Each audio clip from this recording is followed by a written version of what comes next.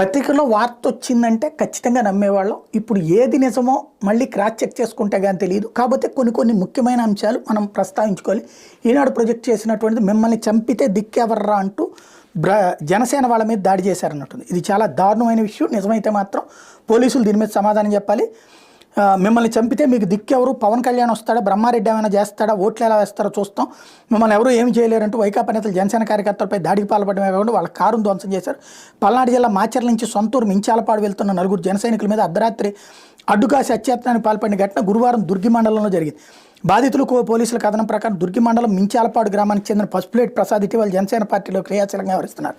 ఈ మధ్యన ఒక కారు కొని పార్టీ కార్యక్రమాల కోసం వినియోగిస్తున్నారు.